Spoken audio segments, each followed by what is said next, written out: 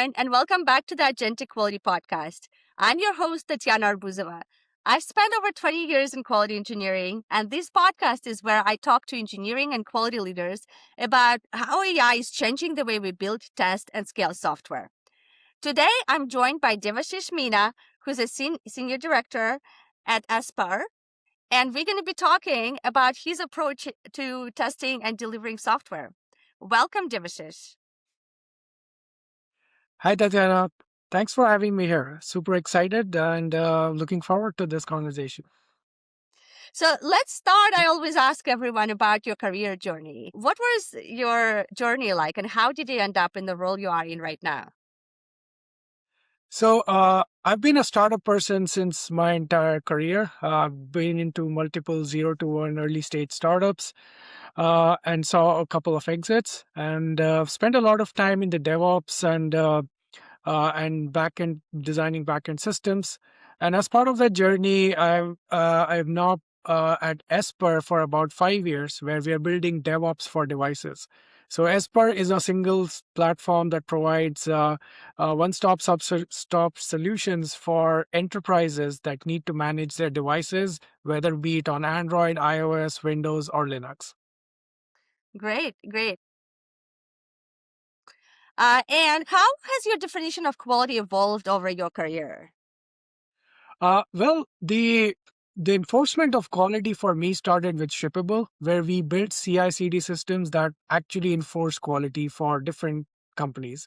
So this was a product for engineers where they could build their CI/CD and automation workflows, which meant that we got to know firsthand how engineering teams are enforcing quality at their end. But this was still a very friendly crowd because we were building for engineers like ourselves. At Esper, the story is different because now we're building a product that goes out to enterprises and they are running mission critical devices on our platform. So the definition of quality at Esper is very different from what it was at Shippable.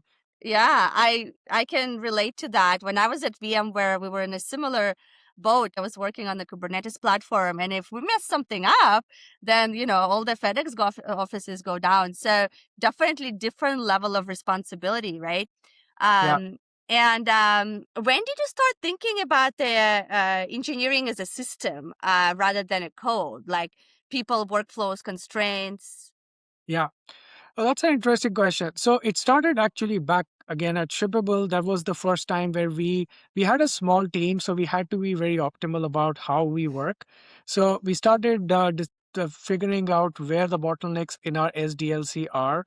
So sometimes it would be test cases that are taking a long time to run, but engineers are shipping code fast. And this is pre-AI, mind you. So we were still writing code by hand.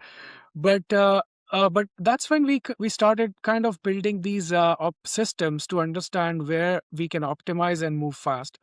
Now, now with Esper and post AI world, the problem has become much more severe, and we had to kind of seriously look at how our entire process is evolving end to end, and model it as a system to figure out, hey, which are the pieces we can optimize, and what would give maximum ROI to the engineering team and the business. That is for sure. And how do you personally define the high quality engineering output? I think I would categorize high quality into three broad buckets, right? So the first is the functional correctness, which is pretty standard. High quality means yeah, the code should work as it is expected to work. The second, and this is more important than the first one, is high quality enforces compounding value. And that's one reason why you see senior engineers writing better code. And when they say better, it means it's not just that they are solving problems for the time in point or the point in time, but they're also adding code that is incrementally increasing the quality of the code that has been pushed before that. So compounding value is the second aspect. And the third one is high quality engineering has organizational alignment. It means that the engineering output is taking into account the business goals, the focus areas, and it's being very aware of where the business is moving at every point in time. And that is so important to align with the business goals, right? So many times the quality and dev teams are just working on their own specs and functionality. And at the end of the day, how is this connected to the business outcomes, right? So Yeah. I'm glad that you are thinking about it that way as well. And by the way, I've been reading your blog, and this is why I know so much about your perspectives and things that you're sharing with us today. So all of these questions are coming from something you've been sharing on your blog, and I do recommend to our audience to check this out. We'll share the link to Devashish's blog later. And one of the ideas that you shared on your blog is that AI can write code 5x faster. It can make engineers 5x faster, but we cannot ship 5x faster. So, can you Yeah. explain that idea? So this goes back to systems thinking, where if one part of the system has increased its output, it doesn't mean the entire system has increased its output. So what's happening with AI adoption is that engineers are generating more code, but which means they are going through their features and fixes faster than they were pre AI. But that does not mean that the team is actually shipping all of that code. And there are many reasons to it. And some of these are bottlenecks with senior engineers who are stuck in code review process, or the CI/CD pipelines don't work as fast, or the tech debt is increasing, and so on and so forth. So my post was about exploring why engineering teams are not moving as fast as they expect when ICs have increased their productivity. Yeah, so there's definitely a lot of coordination that needs to happen, right? It's not like the code is written and it jumps to production. There are reviews, there is validation, there is everyone has to be aligned and make sure that all of the gates are Yeah. checked in. So, where do you see that breaking down in AI accelerated teams? Oh, okay. I think it's it's a few places where teams need to invest time to kind of streamline their output and productivity, and some of these lessons are from other engineers and teams I've talked to personally. So one of the problems that people face initially is context fragmentation, and this is where you see that engineers are working in isolation and not really consolidating their context across the teams. And a good example is in a team of, let's say, 5 people, you'll see that senior engineers, they will write and ship more code compared to junior engineers. And I'm not just saying that there's a competency problem there, but senior engineers have more in context and awareness of the system, and because of which they write better context. They write better Cloud MD files, they write better Agents MD file, they give the correct prompt, and they steer the agent to do the right thing in a much better way compared to junior engineers who might be lacking those contexts. So I think the first problem to solve and to address is context fragmentation. The second problem that happens is review fatigue.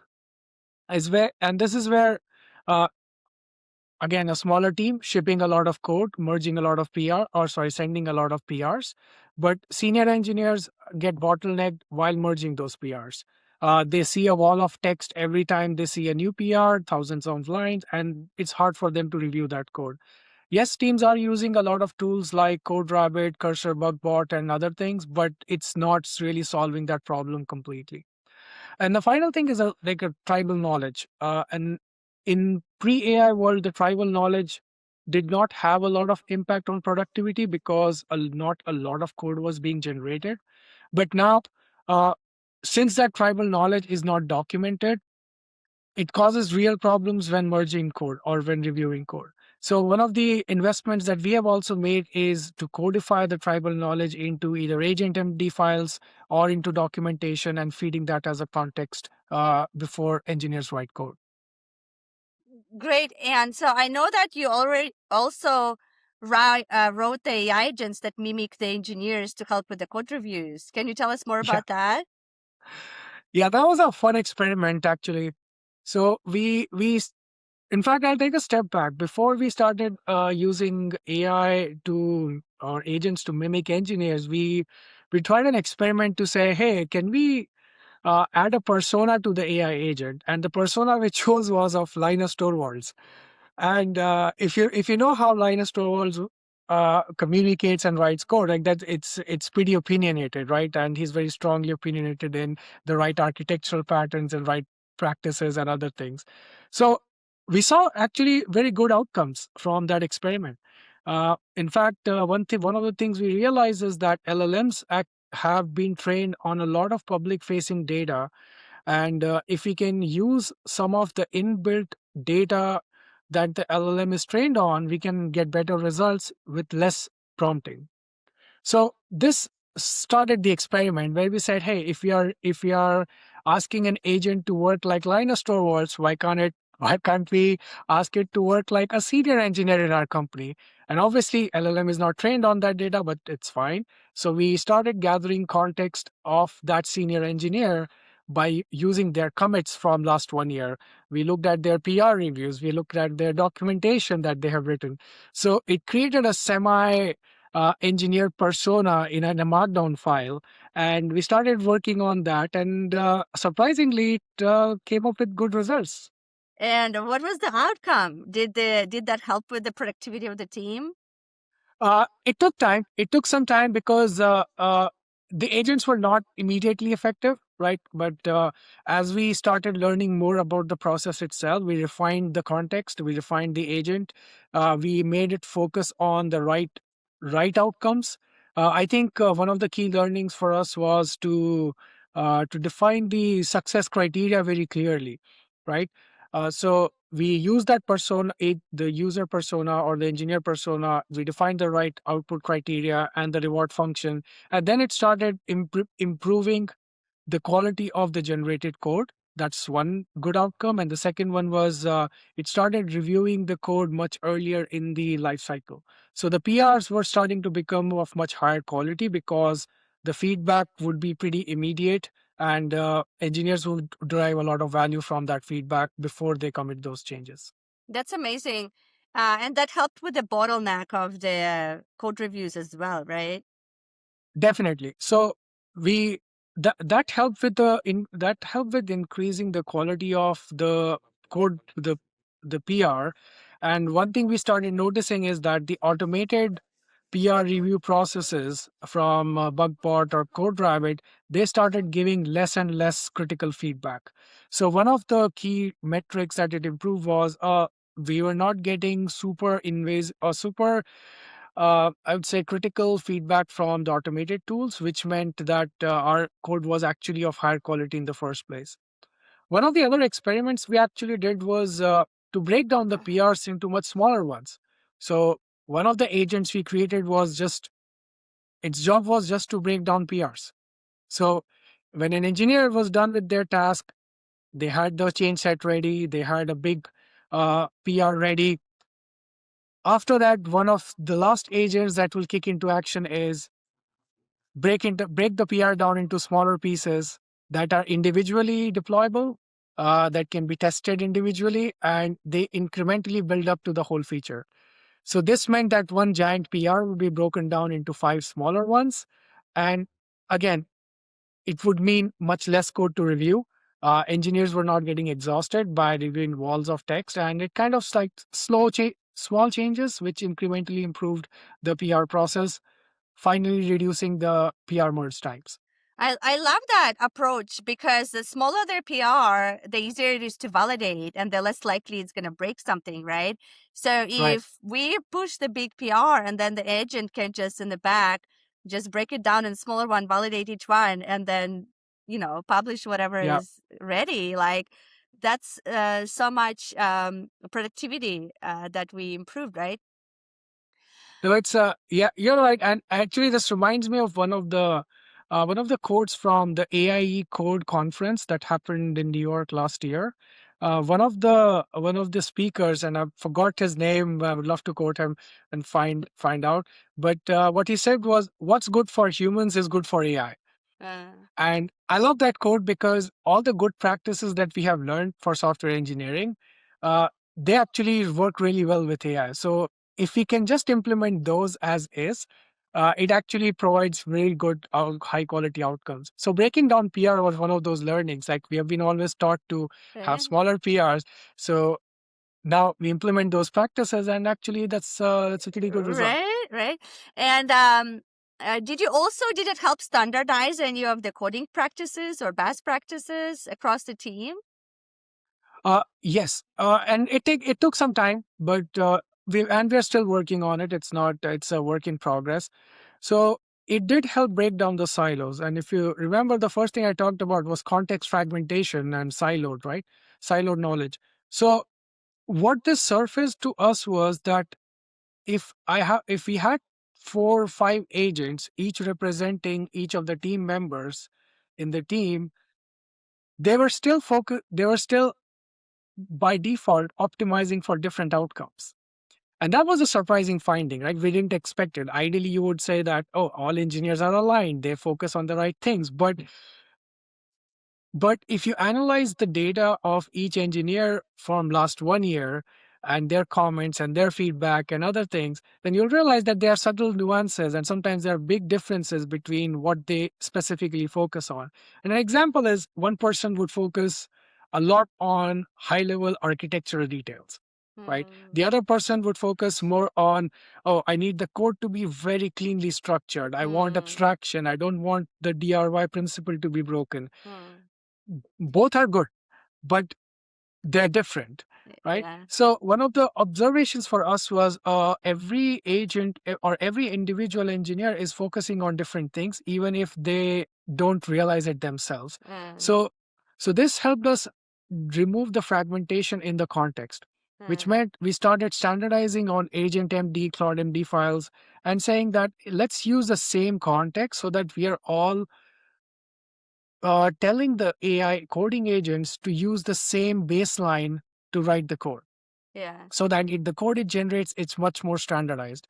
And like I said, it's still work in progress. We're experimenting with a few mechanisms Yeah. to synchronize Yeah. the context, synchronize all the learnings. Yeah. It's more or less manual for now, but that's the next experiment we're Right. trying out. And it's very powerful that, when different team members bring different strengths, that makes for the stronger team, right?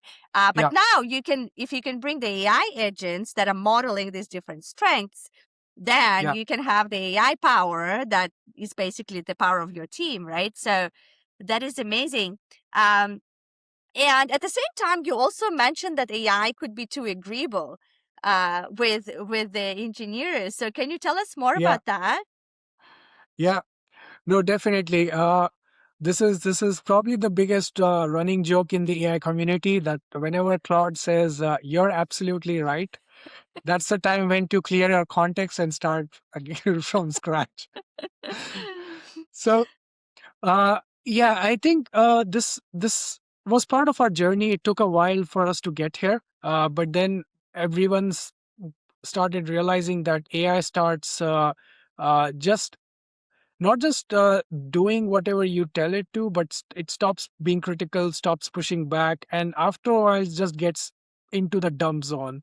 And again, it's I'm quoting somebody else here, but many people have started categorizing the dumb zone and the smart zone in AI context, and uh, a good number that I have heard from people is 50%. So when the coding agents reach 50% of the context window, there are many teams who are just clearing the context starting from scratch. Because beyond that, it starts not just becoming agreeable, it starts degrading in quality. So so that's what we also realized once we started using coding agents heavily. And so that becomes a risk when we want to test the code that we wrote, right? So uh, Yeah. did that lead you to any ideas of how else we can test the code that AI writes? Yes. So we started trying out a few things. For there were, and two things really resonated, which we are now starting to incorporate more and more. One is more deterministic, one is less. So the on the more deterministic part, what we did was as soon as we found any patterns that we want to test, whether it's a actual test case or a human scenario, like go to this website, click a button, and do something else, we started codifying it into our test suite. So anytime we saw a bug, for example, let's say it's an API bug, right? Instead of saying write a test case for it, we would write not just a test case.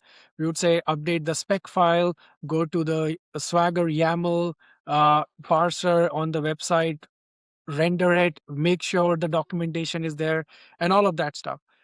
This is what engineers were already doing, but we codified it a lot more. So our test coverage, or sorry, our test cases increased in count significantly. So that was on the deterministic front. The other part was we started building agents that would say no more and more. So the objective for us became, hey, how can we have this agent just disagree with me?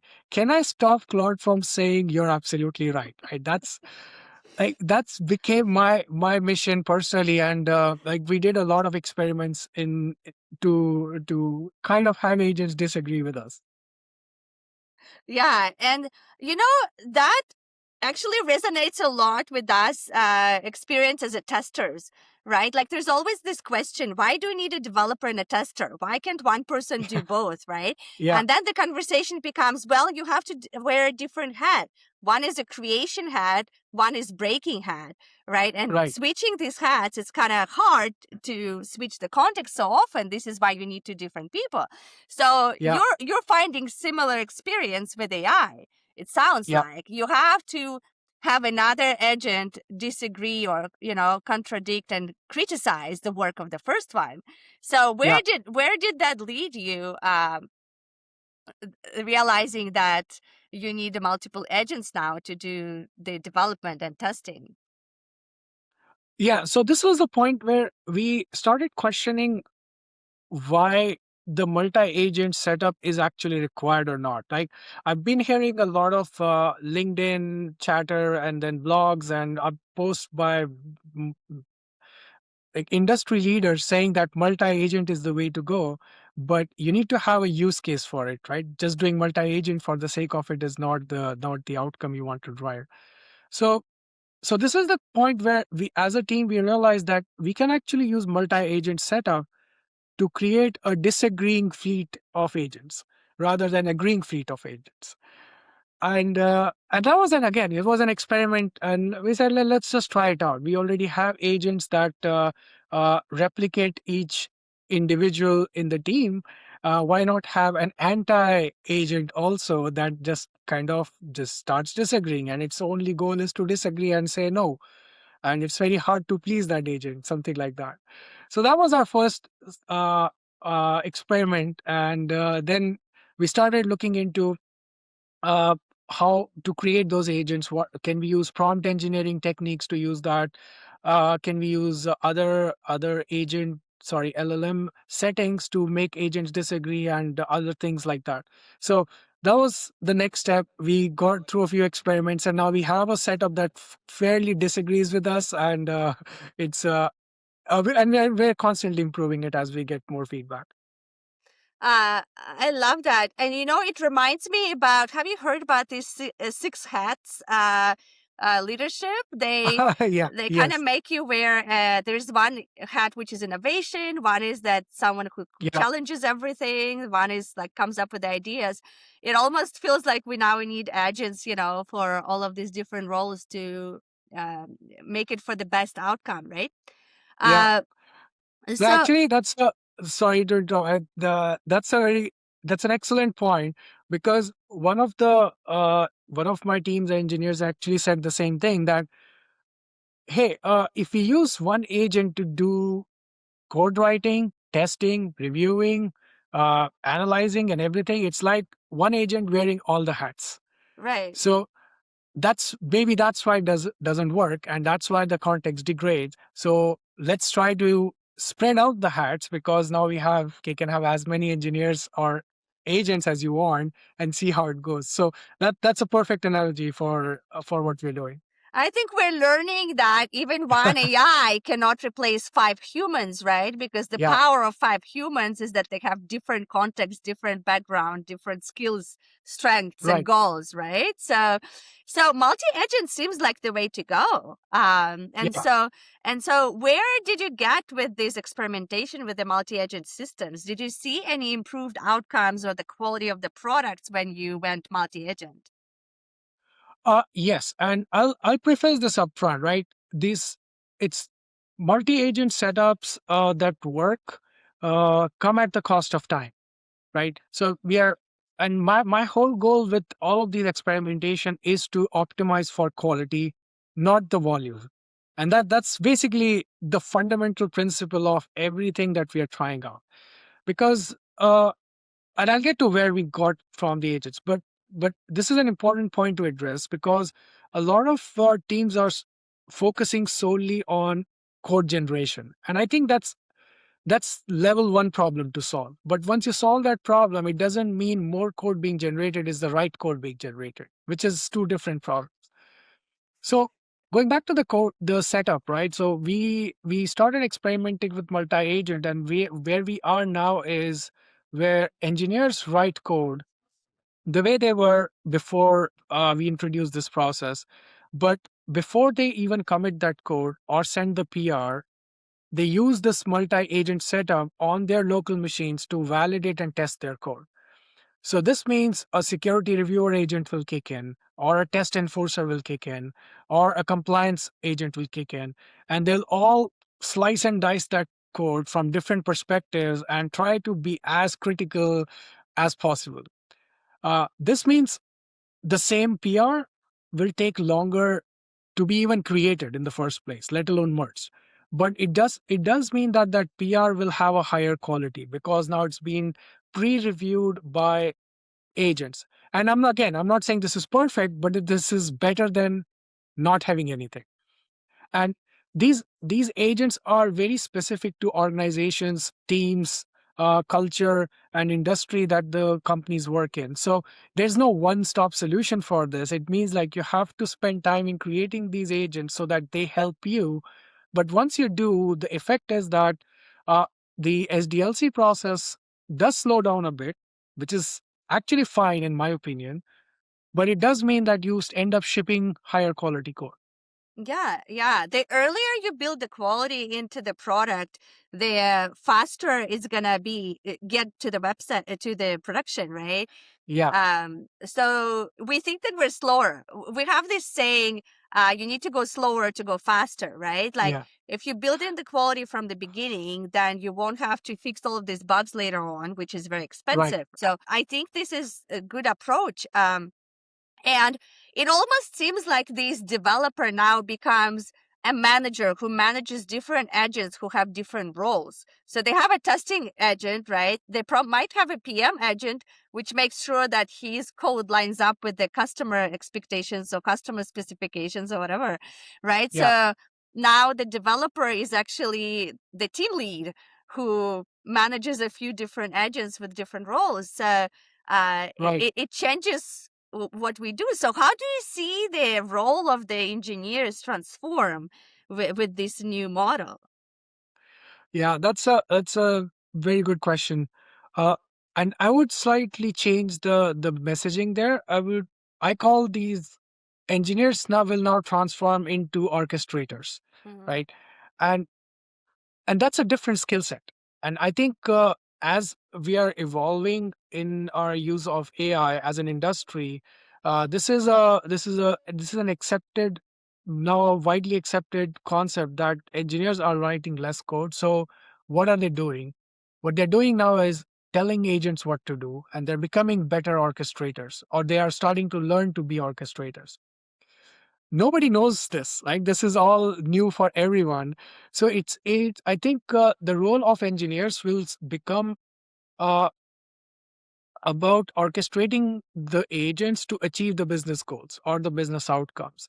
And this means that yes, they are writing less code, but it doesn't mean that they're not looking at the standards, at the architecture, security, compliance, and all the all the things that you really need for shipping an enterprise product will still remain. Like somebody has to work on them, somebody has to enforce them.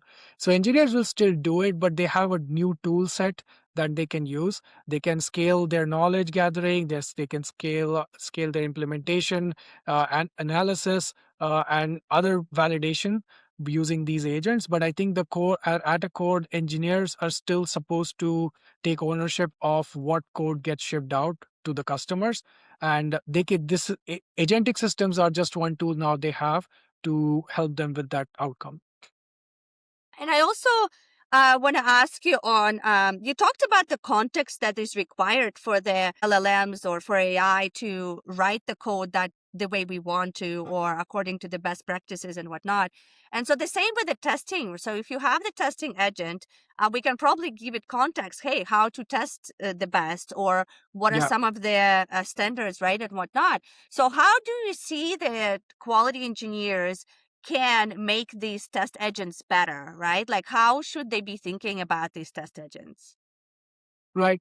So that's a very good question. So at Esper, right, I briefly talked about it. We work with the large enterprises, and we handle mission critical devices for them. So from a testing perspective, it becomes very important to test multiple surface areas. So with agents, I think test teams can now go both horizontal and vertical, and I'll get into what I mean by that. So with horizontal, I think what it means is they can now work closely with not just engineering teams, but with security, product, program, or the account management, right? So, uh, and customer success. They can work with multiple teams that they were not working before to understand the current problems, the current requirements from customers' perspective. They can understand what's happening on pre-sales front, like if there are features that are being asked for, can we build those, right? Let's say if some customer asks for 100x the scale that you have, let's start adding that in the pipeline of test cases. So the QA team now, or the quality team, can now focus on building multiple use cases based on different feedback, which they were not doing earlier. So that's the horizontal way they can expand. From a vertical front, they can now look at both the engineering aspect of quality assurance and also the customer aspect of quality assurance. And this is something that most quality engineering teams were not doing before AI, right? They're focused more on gatekeeping engineering changes and writing test cases, or making sure that, new product features have been shipped. Let me talk to product manager, see what changes are going out, check whether they are working or not. But now they can be more proactive. What they can do is now talk to product team even before the feature is built, and create the entire test suite for that feature to be built out. They can look at bugs that are incoming, and before the bug is fixed, they can write test cases and validation criteria upfront. So there are a lot of ways to expand for the quality teams, and again, they have a new tool set that they can now use to do it. Yeah, so you're basically saying that there is future for quality engineers, right? So that they're not going to go Yeah. extinct. No, I think there is, and again, I think there's going to be a lot of overlap with all uh, with with the other teams that they have traditionally worked with, and the new teams that they will start working with. So I think, and that's happening across the industry. If you look at engineers, they're starting to do some of the product management work, and product managers are doing some of engineering work. So I think the overlaps are increasing. We don't really have a definite answer to which roles will become obsolete, if any. I don't have a strong opinion on that. But I think I do believe that each role will expand in its scope, and we'll see how the evolution happens. But there's a lot of opportunity for quality engineering teams to take up more ownership, enforce higher quality products, enforce standards, because more code is being generated, which means more validations is also needed. Like Yeah, everything is now 10x. So it yeah. does mean that the scope is also 10x. So you have to figure out how to Yeah. reconcile the two. Yeah. So we're going into this, scaling it even further, right? Yeah, But I worked in the big tech companies where we had to scale, like we had a 2,000 people organization and we have to do quality. We had to do test automation, right? So how do you do it? You do have a lean test automation team who's focusing on the customer facing scenarios, and then you push yeah, the functional testing towards the development, right? So, but this way you still have an eye on what the customer scenarios look like.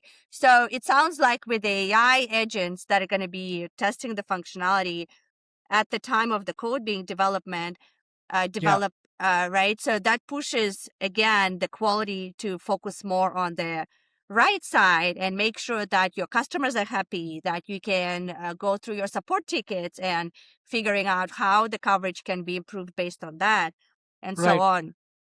And I I can give an example of that also, right? So one of the things that we did was, uh, when a customer success team or customer opens a bug, the usual process was, you see a bug, engineers ask for more data on it, and like there's a back and forth between engineers and customer support team or the customer before the bug can even be processed, right? So that's pre AI process. Yeah. Now post AI, uh, bug is added, automation kicks in, an agent kicks in, it sees, oh, this bug needs 10 fields to be filled out, only 5 are filled out. Can I fill the rest of it? It tries to include the rest of it. Maybe it cannot fill 2 or 3 fields. Fine. But it knows who added the bug. The agent can automatically tag that person and say, hey, can you add more details on these 2 things? Once those fields are filled out, it has all the data it needs. Now the agent can refine the bug and kind of create the first level of plan and say, this bug may need improvements in these and these locations, and it's the bug is now ready for an engineer to be picked up. So engineer will still keep doing their work, but now the bug is much more well refined. It has all the data you need. Sometimes bugs sit in the backlog for a very long time and the customer loses context, and you don't have the right metrics or the data you need to solve that bug. So all of those things can be built out upfront now, so that your bug uh, is is self-contained. It has everything you need to work on it, and when it goes into execution, it is executed and completed much faster than earlier. Yeah. We can build these kind of agents, but I'll tell you the challenge in the organizations there, right?